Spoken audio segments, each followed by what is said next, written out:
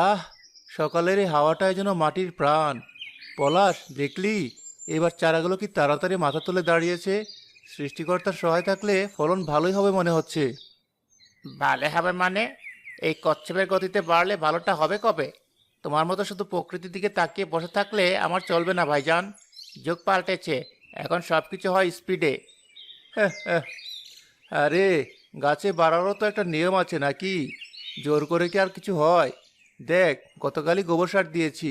মাটির আসল খাবার তো এটাই। দেখবি দিন 15-র মধ্যে ক্ষেতের চেহারা কেমন ফিরে যায়। গোবর সার? তুমি এখন ওই আদিম যুগে পড়ে আছো ভাইজান। গোবরের গন্ধে আমার মাথা ধরে।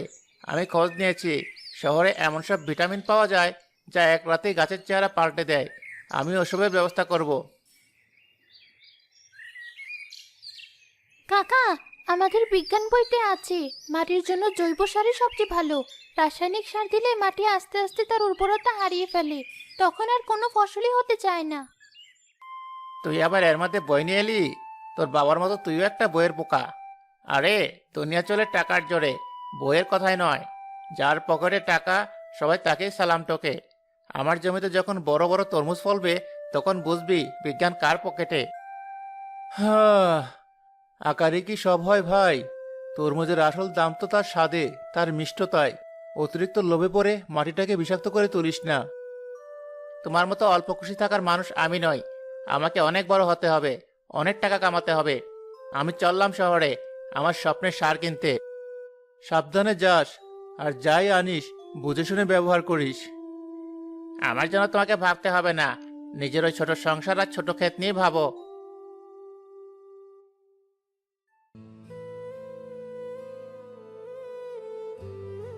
বাবা, কাকা তোমার কোনো কথাই শুনলো না।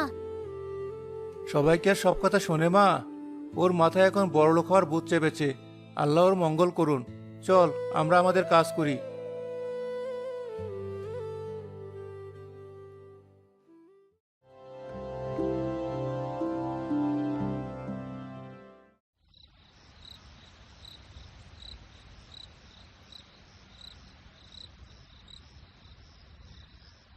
এনেছো তাহলে?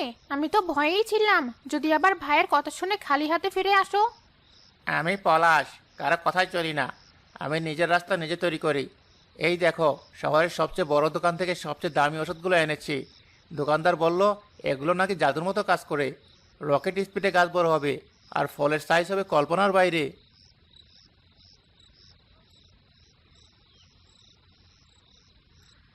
বাবা, এতে কি তরমুজগুলো সত্যি অনেক বড় হবে? আমার বন্ধু রতনকে দেখিয়ে দিতে হবে আমার বাবার ক্ষমতা কত। ওর বাবা তো সারাদিন শুধু লাঙ্গলই ঠেলে। তোর বাবা আর লাঙল ঠেলবে না, তোর বাবা রাজা হবে। শোনো, এই ওষুধ কিভাবে ব্যবহার করতে হবে সব জেনে এসেছো তো? এক ফোঁটাও যেন এদিক ওদিক না হয়। আমি চাই আমাদের তরমুজগুলো যেন সবুজপুর গ্রামের সবাই দেখতে আসে। সব জেনে এসেছি। 1 ড্রাম জলে 1 চিপি, সপ্তাহে 2বার স্প্রে করতে হবে। আর এই যে পাউডারটা দেখছো, এটা গাছের গোড়ায় দিতে হবে। 10 দিনের মধ্যে দ্বিগুণ ফলন। ভাবো তো একবার, বাজারে যখন সবাই ছোট ছোট তরমুজ নিয়ে বসবে, তখন তুমি একাই ভ্যান ভর্তি করে হাতির মতো বড় বড় তরমুজ নিয়ে নামবে। সবার চোখ তো ছানা বড়া হয়ে যাবে। আর সেই টাকা দিয়ে তুমি আমাকে একটা নতুন মডেলের রেঞ্জার সাইকেল কিনে দেবে। আর সবচেয়ে দামি মোবাইল ফোনটাও চাই কিন্তু। হ্যাঁ হ্যাঁ হ্যাঁ, পাবি পাবি, সব পাবি। তোর মায়ের জন্য সোনার সীতাহার, আর তোর জন্য সাইকেল, মোবাইল। শুধু কয়েকটা দিনের অপেক্ষা। কাল ভোর থেকে আমার জমিতে বিপ্লব শুরু হবে। সোহেল ভাই দেখবে, পুরোনো আমলে চাষাবাদ দিয়ে পেট চলে, কিন্তু ভাগ্য ফিরে না। ঠিক বলেছ। ভাগ্য ফেরানোর জন্য একটু চালাকি তো করতেই হয়। দুনিয়াতে বোকারা শুধু খেটেই মরে, আর চালাকরা তাদের মাথায় পা দিয়ে উপরে ওঠে।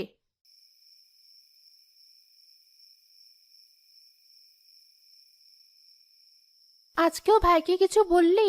ওর মতি গতি তো ভালো ঠেকছে না। বললাম তো, কিন্তু কে শুনে কার কথা? ওর মাথায় এখন টাকার নেশা। শহর থেকে কি সব রাসায়নিক সার কিনে এনেছে। রাসায়নিক? কিন্তু ওগুলো তো জমির জন্য, ফলের জন্য, এমনকি মানুষের শরীরের জন্যও ভালো না। গ্রামের ডাক্তার তো সেদিন বলছিল আজকাল মানুষেরা তো অসুখ বিসুখের কারণে হলো এই বিষ দেওয়া ফল আর সবজি। ঠিক বলেছ মা, আমাদের বইতেও লেখা আছে এই রাসায়নিকগুলো ধীরে ধীরে মাটির ভেতরের উপকারী জীবাণুদের মেরে ফেলে। মাটি তখন পাথরের মতো শক্ত হয়ে যায়। আমি ওকে সব বোঝানোর চেষ্টা করেছি সেতু, কিন্তু ওর চোখে এখন রঙিন চশমা। ও ও শুধু বড় বড় তরমুজ আর টাকার স্বপ্ন দেখছে। আমি কি করতে পারি বলো? তোমার ভাইটা বরাবরই একটু জেদি আর লোভী, কিন্তু নিজের ভালো মন্দ বোঝার মতো বয়স তো তার হয়েছে। তুমি আর বেশি চিন্তা করো না তো, নিজের শরীরটার দিকেও তো দেখতে হবে। খেয়ে নাও। বাবা, তুমি চিন্তা করো না, দেখবে আমাদের তরমুজগুলোই সবচেয়ে ভালো হবে, কারণ ওগুলো আমরা ভালোবাসা দিয়ে তৈরি করছি, লোভ দিয়ে নয়। আমার মাটা তো অনেক বড় বড় কথা শিখে গেছে। ঠিক বলেছিস, আমরা আমাদের সততার পথেই থাকবো। ফল যা দেওয়ার উপরওয়ালাই দেবেন।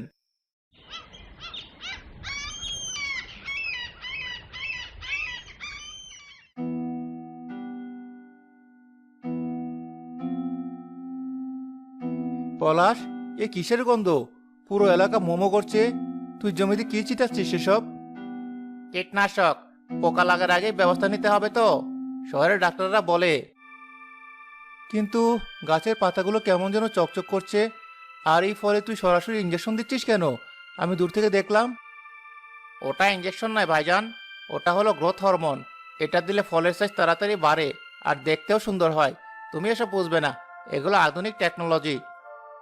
কিন্তু কাকা, এই হরমোন তো ফলের ভেতরটা ফাঁপা করে দেয় আর স্বাদ নষ্ট করে দেয়। আমাদের স্কুলের এক স্যার বলছিলেন এই ফল খেলে মানুষের শরীরেও হরমোনের সমস্যা হতে পারে। এটা তো মানুষের সাথে প্রতারণা করা। প্রতারণা? শোনো মেয়ের কথা। আরে, বাজারে মানুষের চোখ যা দেখে তাই কেনে। পেটে গিয়ে কি হলো তা কে দেখতে আসছে? আমার তরমুজ যখন বাজারে যাবে তখন মানুষ হুমড়ি খেয়ে পড়বে, আর তোর বাবা তখন বসে বসে মাছি তাড়াবে। টাকা রোজগারের জন্য মানুষের জীবনে খেলা করিস না পলাশ। আজ হয়তো 2 পয়সা বেশি কামাবি, কিন্তু বিশ্বাস হারালে আর কোনোদিন ফিরে পাবি না। আর প্রকৃতির উপর এত অত্যাচার করলে প্রকৃতিও একদিন প্রতিশোধ নেবে।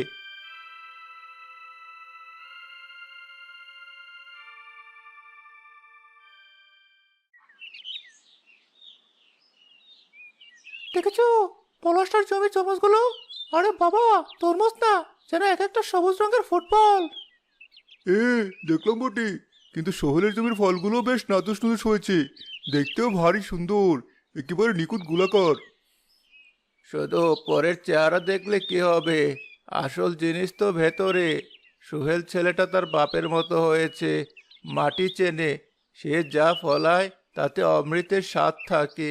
আর পলাশা তো ছোক ছোক করে শহরের দিকে। শুনেছিলাম কি সব ওষুধ বিষ এনে দিয়েছে। আরে ধুর চাচা, চোখ পাল্টেছে। এখন ওষুধ ছাড়া কি কিছু হয়? দেখবে পলাশে এবার বাজিমাত করবে। ওর একটা তরমুজের যা ওজন হবে, সোহেল 10টা বেচেও সেই টাকা তুলতে পারবে না। দেখা যাবে, সময়ই কথা বলবে। লোভের কলসি বেশি দিন টেকে না, ফুটো হবেই।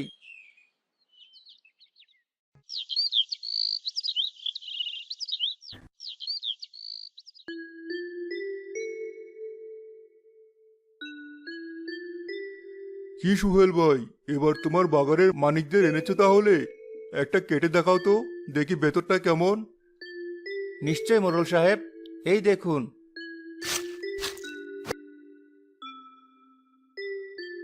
একেবারে খাঁটি জিনিস, 1 ফোঁটা বিষ বা কেমিক্যাল নেই। নিজের সন্তানের মতো যত্ন করে ফলিয়েছি। বাহ, এত শুধু তরমুজ নয়, যেন মধু। আহা, প্রাণটা জুড়িয়ে গেল রং দেখে।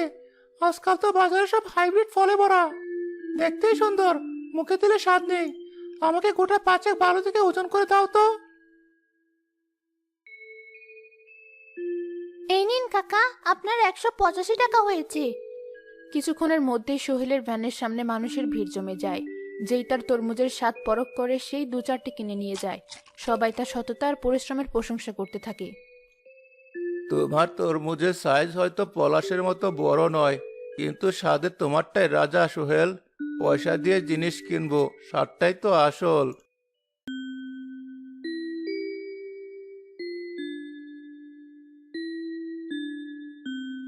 দেখলে তো মা, মানুষ এখনো ভালো জিনিসের কদর করতে ভোলেনি।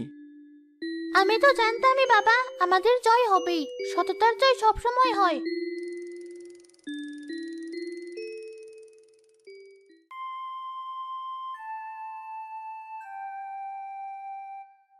দেখলে, বাজারে সবাই নাকি সোহেল ভাইয়ের তরমুজের খুব প্রশংসা করছে। করতে দাও, ওরা জানে না আসল রাজা এখনো ময়দানে নামেইনি। আমি তো আজই ভ্যান নিয়ে বাজারে যাব ভাবছিলাম। সোহেল ভাইয়ের সব মাল তো শেষ, এখন আমার পালা। না, এখনই না, এই ভুলটা করো না। বাজারে এখনো অনেক তরমুজ আছে, দাম একটু চড়া, কিন্তু আমাদের এই স্পেশাল মালের জন্য এটা ঠিক দাম নয়। তাহলে কবে যাব? ফল তো পেকে গেছে, বেশি দিন জমিতে রাখলে তো নষ্ট হয়ে যাবে। এখানেই তো বুদ্ধি, আরো সপ্তাহখানেক অপেক্ষা করো, দেখবে বাজারের মাল কমে আসবে, তখন তরমুজের জন্য হাহাকার পড়ে যাবে। সেই সময় তুমি এই সবুজ হাতিগুলোকে বাজারে নামাবে, যা দাম চাইবে মানুষ তাই দিতে বাধ্য হবে। এটাকে বলে বিজনেস। বাহ, তোমার মাথায় তো দারুণ বুদ্ধি খেলে রিমা। ঠিক বলেছ, বাজারের সব মাল শেষ হওয়ার জন্য অপেক্ষা করব। শেষ চালে আমি বাজিমাত করব।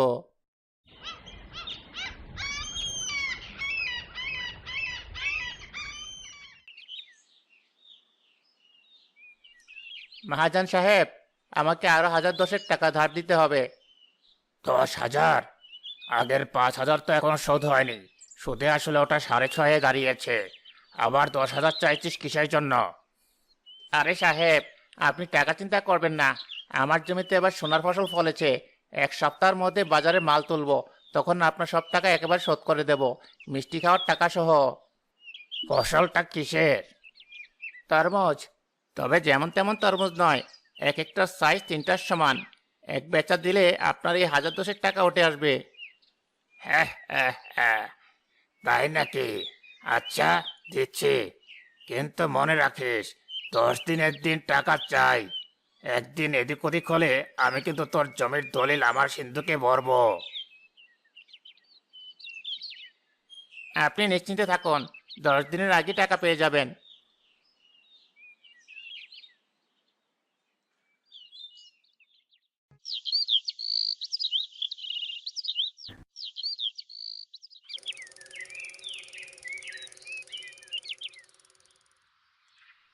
এই যে চলে আসুন, দেখুন আর নিয়ে যান, তরমুজের রাজা। একটা কিনলে 7 দিন খেতে পারবেন, না কিনলেই লস। চলে আসুন এখনই।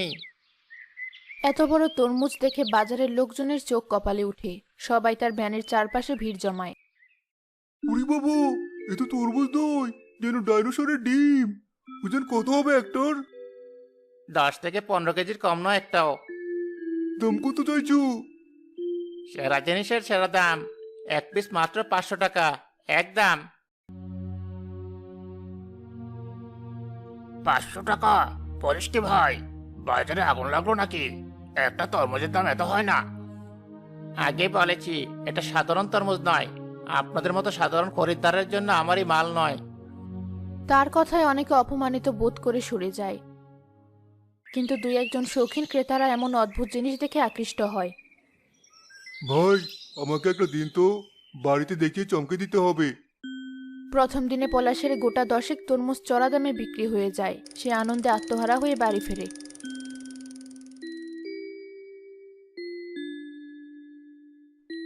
আজ প্রথম দিনে 5,000 টাকা লাভ, কাল থেকে দেখবে লাইন পড়ে যাবে। আমি তো আগেই জানতাম, আমার বুদ্ধির কি তুলনা হয়?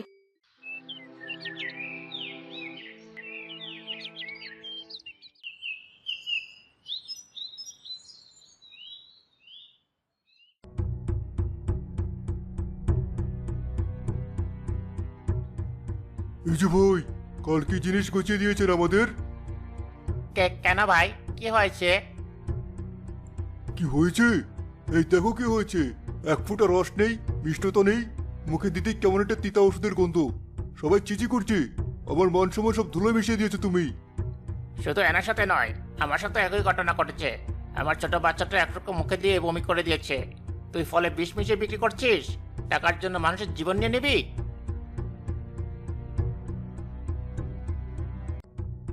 বিশ্বাস করুন, আমি বিষ মিশাইনি। আমি শুধু ফল বড় করার জন্য একটা ওষুধ দিয়েছিলাম। চুপ কর শয়তান, তোরই অসুখ হলো বিষ। আপনারা সবাই শুনে রাখুন, এই লোকের তরমুজ কেউ কিনবেন না। এর তরমুজ কেনা মানে নিজের টাকায় ওষুধ কিনে ঘরে নিয়ে যাওয়া। এর সাইজটাই বড়, ভেতরে সব ফাঁকা আর বিষে ভরা। খবরটা পুরো বাজারে ছড়িয়ে পড়ে। লোকজন পলাশকে ধিক্কার দিতে থাকে। শান্ত হন সবাই, ও হয়তো না বুঝে ভুল করে ফেলেছে, ওকে একটা সুযোগ দিন। তুমি মহৎ মানুষ সোহেল ভাই, তাই ওর হয়ে কথা বলছো, কিন্তু এই লোক ক্ষমার যোগ্য নয়। ও লোভী ও প্রতারক। এরপর পলাশ যতই দাম কমানোর কথা বলুক, একটা কিনলে একটা ফ্রি বলে চিৎকার করুক, কেউ আর তার ভ্যানের দিকে ফিরেও তাকায় না।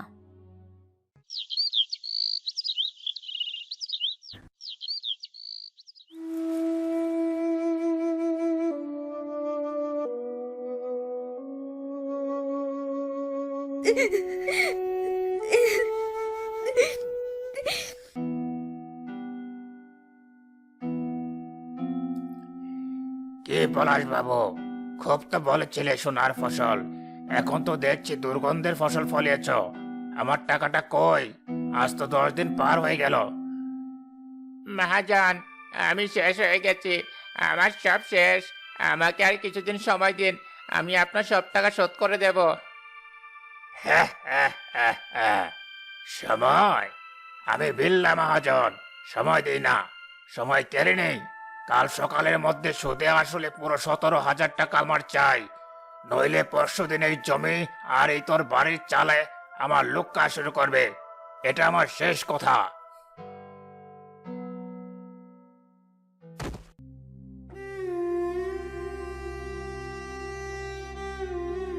পলাশ,